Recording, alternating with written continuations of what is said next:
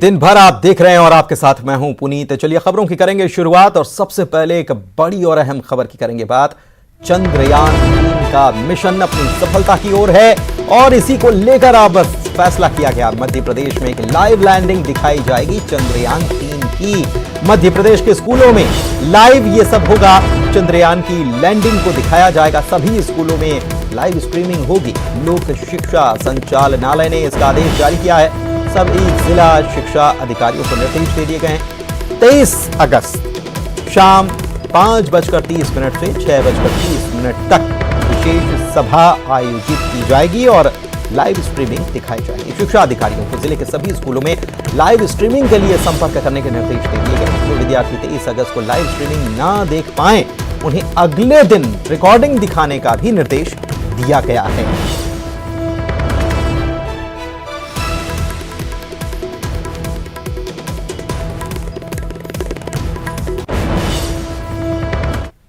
चंद्रयान 3 की सफलता के लिए पूजा पाठ का दौर देखने को मिल रहा है। आपको हम 3 तस्वीरें दिखाते हैं। खंडवा, खरगोन, भोपाल की लोग प्रार्थना कर रहे हैं। खंडवा में महादेवगढ़ मंदिर में हवन पूजन किया गया। भगवान से सफल लैंडिंग की कामना की गई। इसके अलावा खरगोन में भी महादेव से सफलता की कामना की गई। भोपाल में भगवान का रुद्राभिषेक किया गया। श्रावण का मास चल रहा है और ऐसे में 12 ब्राह्मणों ने भगवान भोलेनाथ का रुद्राभिषेक किया। वैज्ञानिकों के साथ साथ आम लोग भी भगवान भोलेनाथ से विक्रम लैंडर की सफल लैंडिंग की कामना करते नजर आए।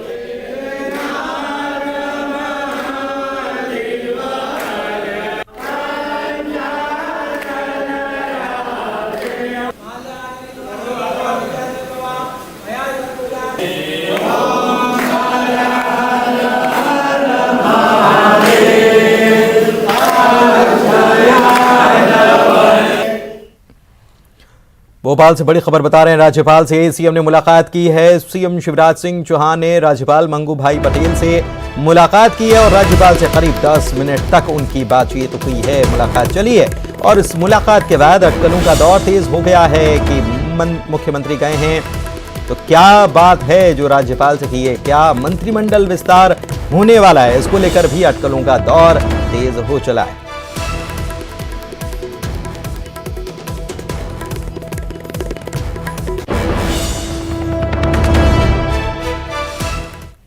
चलिए बढ़ते हैं आगे। भोपाल से बड़ी खबर बता रहे हैं। बीजेपी का मेगा शो प्लान बनने के लिए तैयार है। जन आशीर्वाद यात्रा से एक बड़ा मैसेज देने की तैयारी है। 2 सितंबर से 21 सितंबर तक जन आशीर्वाद यात्रा 5 स्थानों से निकलेगी।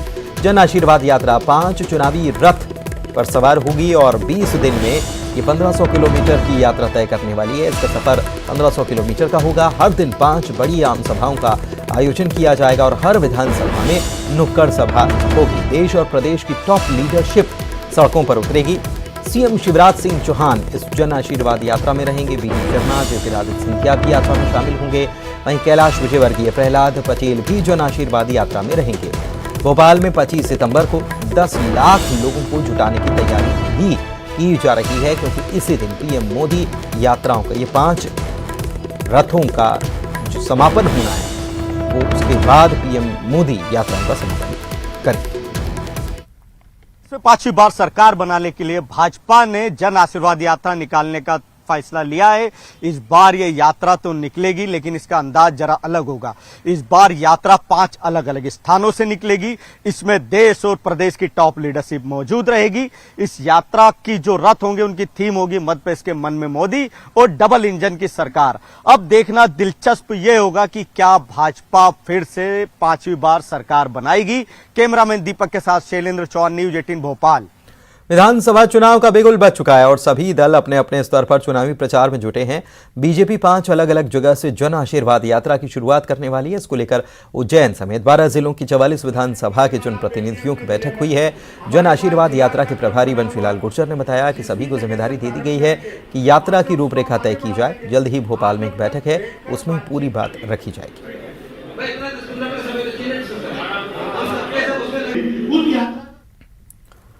चलिए बढ़ते आगे। पूर्व राज्यपाल अजीज कुरैशी का बड़ा बयान आया है। उन्होंने कहा है कि हिंदुस्तान का मुसलमान मुल्क का वफादार है और मुल्क के लिए सबसे पहले सिर कटाने वाला है मुसलमान। जो लोग कह रहे हैं कि भारत को हिंदू राष्ट्र बनाएंगे वो गलत फहमी से बाहर आ जाएं। सुनिए। मुसलमान मुल्क का वफादार है सबसे पहले मुल्क के लिए अपनी गर्दन मिटाने वाला है। जो लोग ये कह रहे हैं कि हम मुस्लिम मुल्क भारत बनाएंगे या हिंदुस्तान को एक्सपेंड कर देंगे, जहाँ 800 साल की आबादी एक मुसलमान बाकी जरा, वो ख्वाब खरगोश से बड़े उर्दू का आपको सुनाओ, फूल पैराडाइज। वो अपनी फूल पैराडाइज से निकल आए। मध्य प्रदेश में 2023 का महासंग्राम तेज होने लगा है। राजनीतिक पार्टियां चुनावी तरक्की से बयानों के तीर चला रही हैं। दोनों ओर से दिग्गजों के दौरे भी हो रहे हैं। कभी अमित शाह बीजेपी में जोश भर रहे हैं, कभी मल्लिकार्जुन खड़गे सरकार पर वार कर रहे हैं। अब राज्य के गृह मंत्री ने कांग्रेस पर बड़ा हमला बोला है।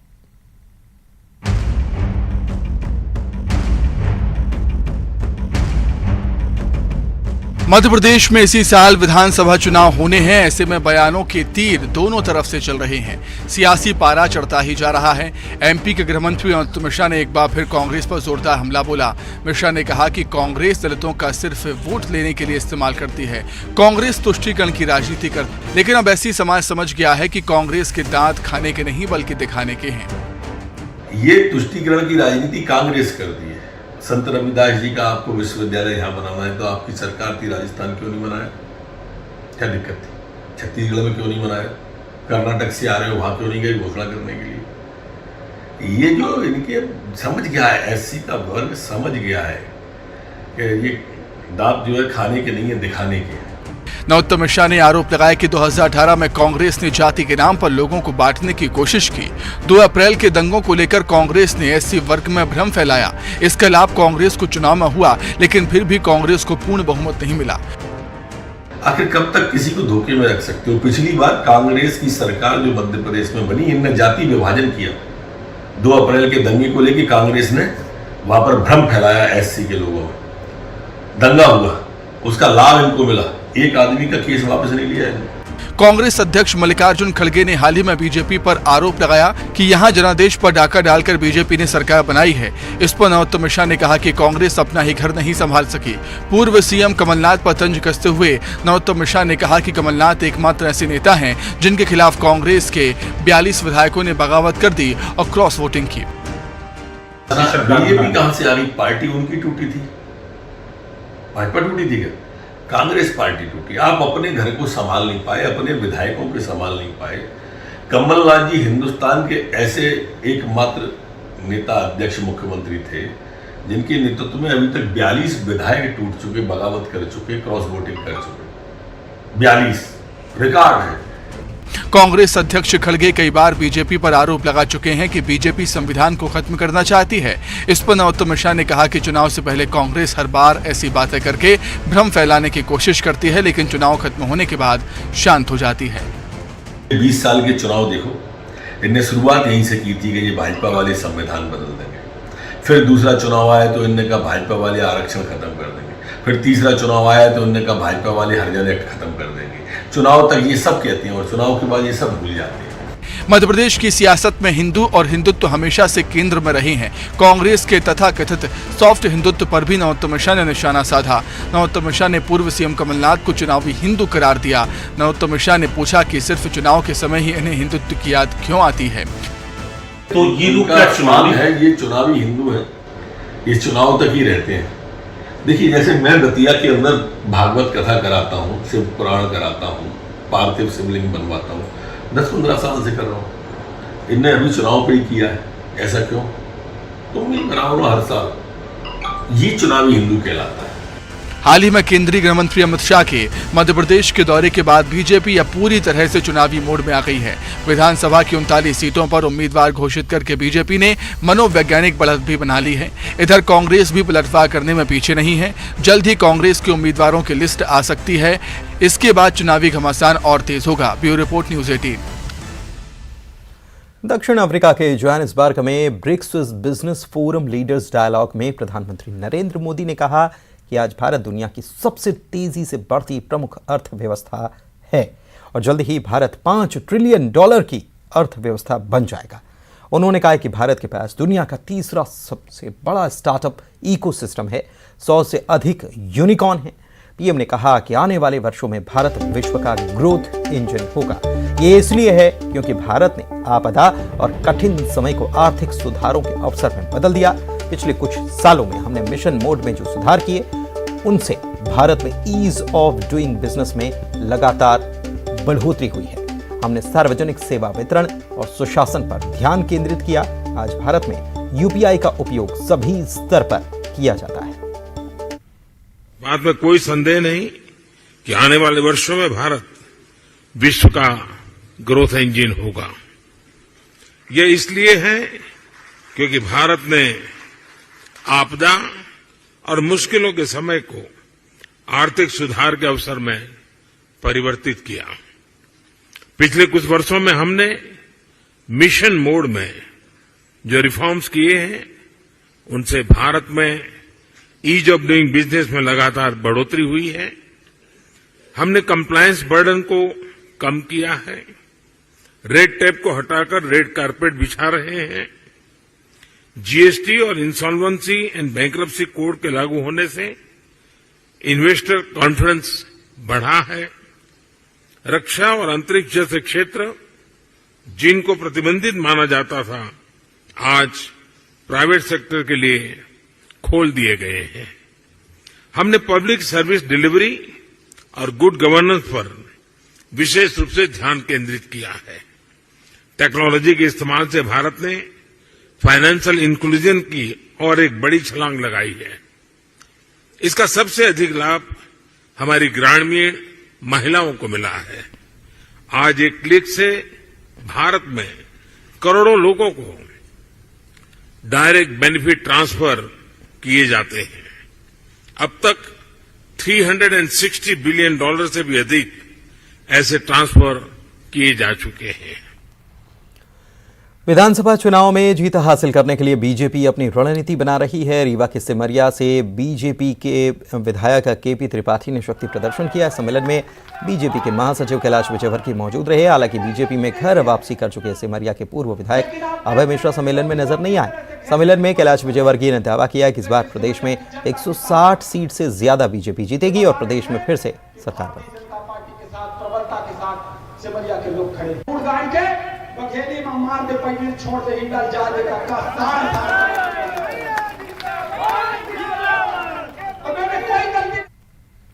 जबलपुर नगर निगम की लंबे समय के बाद बैठक हुई, लेकिन नगर आयुक्त इस बैठक से गायब नजर आए। इस पर विपक्ष ने सत्तापक्ष को घेरा कोशिश की। स्वच्छता, पानी और अन्य मुद्दों को लेकर यह बैठक बुलाई गई थी। इसमें नगर आयुक्त के मौजूद न होने पर विपक्ष के पार्षदों ने हंगामा कर दिया। सदन के बाहर बैठकर रघुपति राघव राजा राम भजन भी गाए और सत्तापक्ष भी अधिकारियों की मनमानी को लेकर विपक्ष के सुर में सुर मिलाकर उनके साथ शामिल हो गया। इस मामले में महापौर जगत बहादुर का कहना है कि नगर आयुक्त कलेक्टर के कहने पर सदन की बैठक छोड़कर चले गए। बीजेपी पार्टी के इशारों पर अधिकारी काम कर रहे हैं। तो एक कैसा शहर चलेगा, कैसे विकास होगा, कैसे काम होंगे,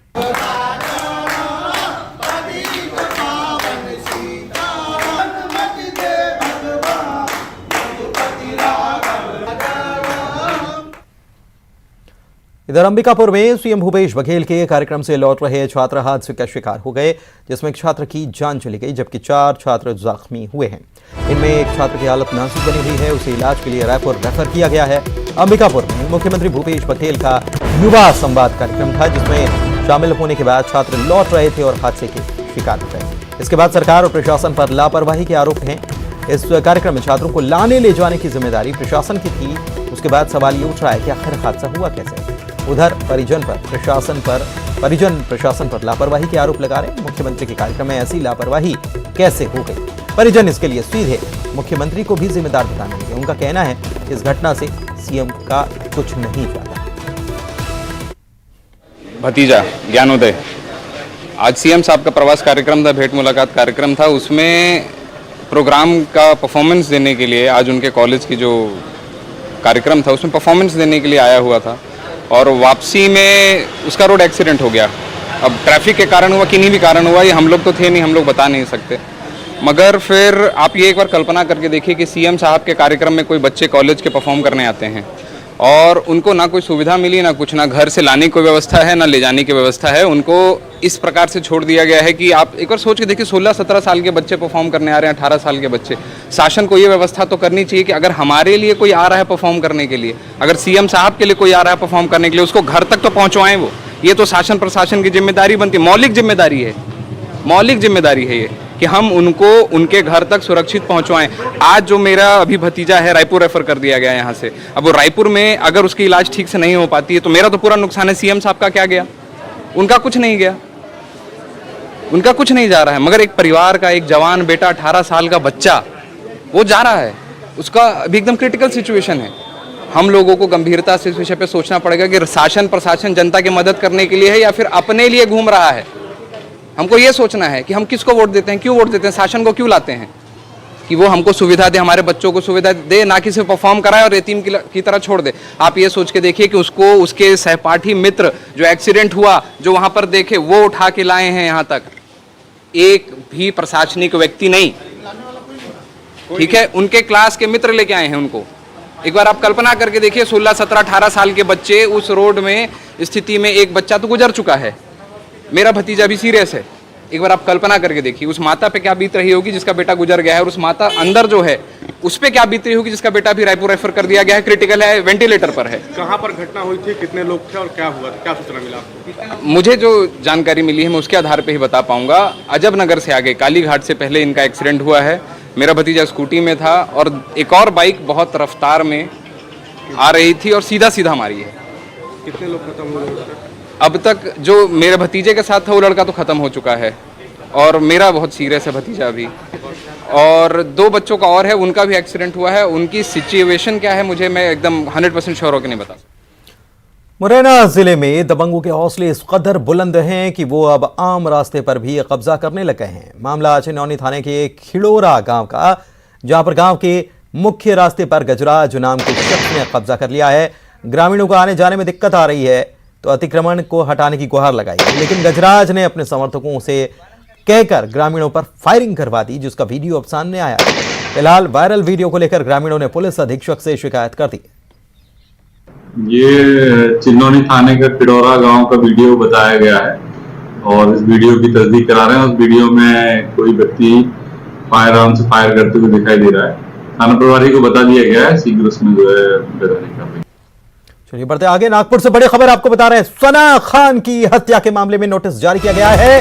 कांग्रेस विधायक संजय शर्मा को नोटिस दिया गया है। नरसिंहपुर तेंदुखेड़ा से कांग्रेस के विधायक हैं संजय शर्मा। 23 अगस्त को पुलिस के सामने उनको पेश होना होगा। सना खान का मोबाइल भी बरामद हो गया है। आरोपी कमलेश पटेल 25 तारीख तक पुलिस की कस्टडी में है।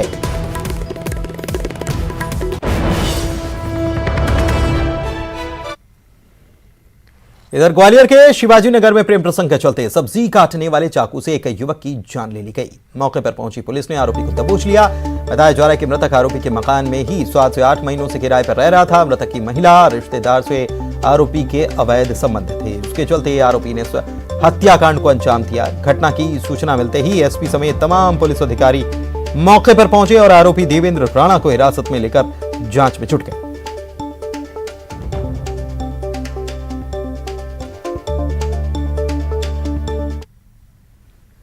बालाघाट में पुलिसकर्मी पर अपनी पत्नी को दहेज के लिए प्रताड़ित करने का आरोप लगा है। महिला ने शिकायत में बताया कि 10 मई 2023 को उसका विवाह सिवनी निवासी आरक्षक नीलेश से हुआ, जो कोतवाली थाने में आरक्षक के पद पर है। विवाह के बाद से ही नीलेश ने महिला को दहेज के लिए प्रताड़ित करना और मारपीट करना शुरू कर दी। पीड़ित की शिकायत पर महिला थाना पुलिस ने आरक्षक पति नीलेश के खिलाफ मामला दर्ज कर जांच शुरू कर दी।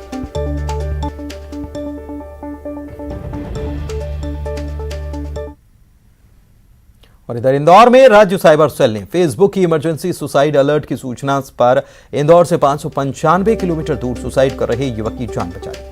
राज्य साइबर सेल जोनल पुलिस अधीक्षक जितेंद्र सिंह को सूचना मिली कि इंस्टाग्राम पर एक युवक ने सुसाइड करने संबंधी पोस्ट डाली है। पुलिस अधीक्षक के निर्देश में जब आत्महत्या करने संबंधी जानकारी डिकोड की गई तो पता चला कि युवक मुरैना जिले के थाना पोरसा के ग्रामीण इलाके का रहने वाला है। तत्काल Morena police cyber sub inspector Abhishek Jadav को खबर की गई, जहां पर डिप्रेशन के शिकार युवक के परिवार वालों को विश्वास में लेकर सुसाइड करने से युवक को रोका गया।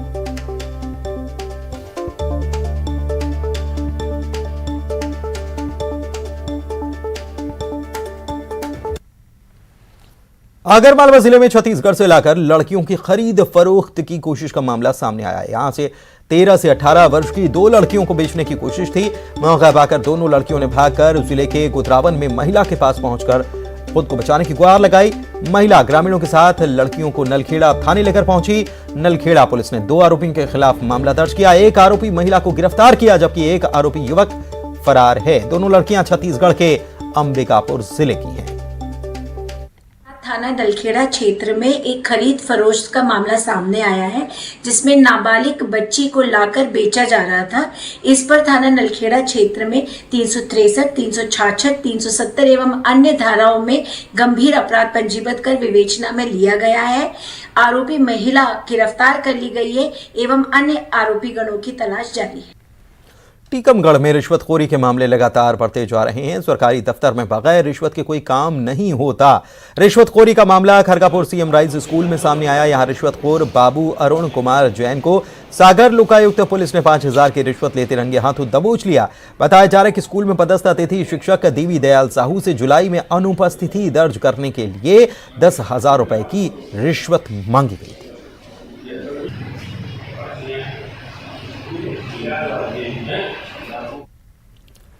प्याज पर लगाए गए निर्यात शुल्क का विरोध हो रहा है। उज्जैन में भी इसका विरोध हुआ। किसानों ने चक्का जाम किया, कृषि मंत्री का पुतला जला दिया। किसानों ने कहा कि यदि फरमान को वापस नहीं लिया गया तो मंडी में फसल नहीं लाई जाएगी और मंडी अनिश्चित काल के लिए बंद रहेगी।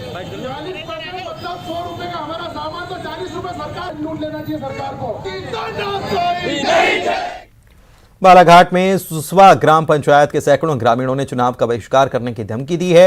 मूलभूत सुविधाओं से ये लोग वंचित है। कलेक्ट्रेट गए थे, घेराव करते हुए एडीएम को ज्ञापन सौंपा और खुली चेतावनी दी कि उनकी मांगे पूरी नहीं हुई तो वे चुनाव का भी बहिष्कार करें।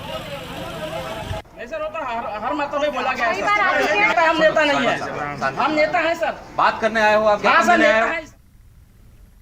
इधर ग्वालियर के नर्सिंग कॉलेज के छात्र छात्राओं ने फूलबाग चौराहे पर सरकार के खिलाफ बर्तन बजाए और प्रदर्शन किया। उनका कहना है कि नर्सिंग कॉलेजों पर कोर्ट की रोक और 3 साल से परीक्षा न होने से वे मानसिक तनाव में हैं। आर्थिक संकट मंडरा रहा है। 3 साल में लाखों रुपए खर्च कर चुके हैं, लेकिन अभी तक एग्जाम नहीं हुई है, जिसकी वजह से उनका भविष्य अधर में है।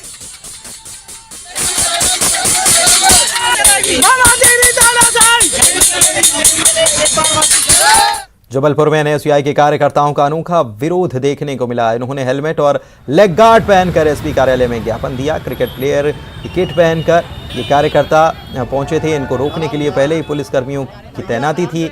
उनके अंदाज को देखकर सब हैरान रह गए। पूरा मामला 10 अगस्त को कलेक्ट्रेट घेराव के दौरान हुए लाठीचार्ज, उसमें घायल हुए एनएसयूआई के पदाधिकारी से जुड़ा।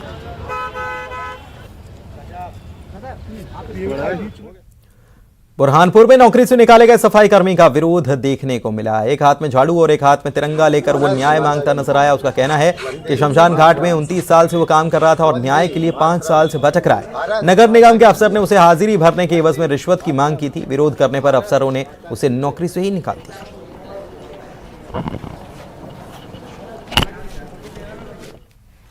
शिवपुरी में मंत्री की संवेदनशीलता देखने को मिली। यहां पर रोड एक्सीडेंट में उन्होंने घायलों को अपनी गाड़ी से मेडिकल कॉलेज भेजा।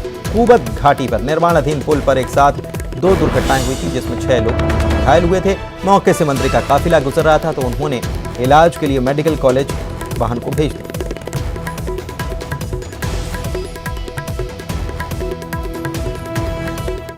ये गाड़ी का एक्सीडेंट हुआ और इसमें जो महिलाएं गंभीर रूप से घायल हुई है, तुरंत मैंने अपनी गाड़ी से व्यवस्था करके उनको मेडिकल कॉलेज रवाना करा दिया। सर, यहाँ की व्यवस्था की बात करें तो उन्होंने आधे घंटे से यहाँ पर तड़प रही थी महिला। उन्होंने पुलिस को भी आधे घंटे पहले फोन किया था, 108 को भी फोन किया, फिर भी अभी तक कोई नहीं पहुंची। रास्ते में ट्रैफिक के जाम की वजह से संभवतः पुलिस नहीं पहुंच पाई, मगर हम लोग पहुंच गए हैं और मैंने अपनी स्वयं की गाड़ी में उनको लिटाकर और मेडिकल कॉलेज में पहुंचाया।